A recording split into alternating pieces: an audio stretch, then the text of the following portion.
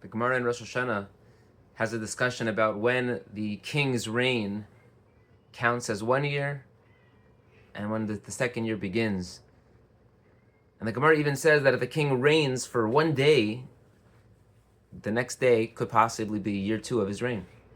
Yom echad b'shana chashav shana, says the Gemara. And based on that, the Baba V'Rebbe says that the same thing applies when it comes to tshuva. Yom echad b'shana chashav shana.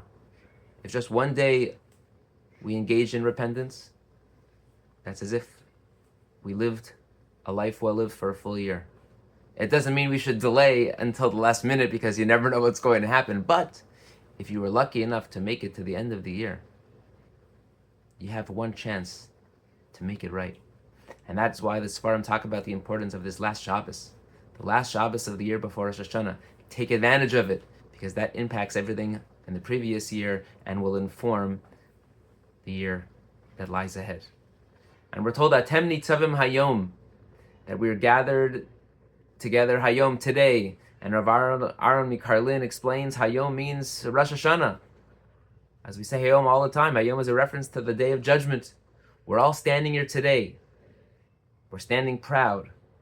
We're standing confident, maybe a little worried, but always confident, full of simcha. But why is it?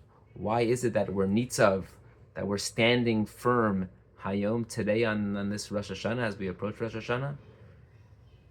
It's because of the next word, kulchem. Atem nitzavim hayom kulchem. We can only stand strong and stand proud when we're together. Rosh Hashanah, just like the rest of the year, but perhaps we need a little more emphasis of it on Rosh Hashanah. The power of the tzibur is what transforms our tefillos. It's a time when everyone comes together. Sometimes, many times, people come out of the woodworks. They come to shul just for Rosh Hashanah and Yom Kippur. But we need everyone. We need kulchem, because with the power of kulchem, our davening is transformed, and ultimately, our life becomes transformed. And we have the ability also to transform the lives of others who don't always come as often. Let's take advantage of this upcoming Rosh Hashanah. First, the Shabbos beforehand, Yom Echad B'Shana Chashav Shana, and then after that, Atem Nitzavim Hayom Kulchem. We all need each other. There's the parable that Rav Aaron Mikarlin gives as a person who's trying to reach something at a very high level, and even the ladder is not high enough to reach where he needed. So what he did was he had this assembly line of men who were standing on each other's shoulders so that he can get 100 feet into the air. The bottom person has no connection to the top. Of course he does, because if the bottom person decides to abort, the whole thing falls down. For our tefillos to be niskabil, let's make sure that everyone is together, not just physically, but even emotionally and spiritually. The politics can wait a few days.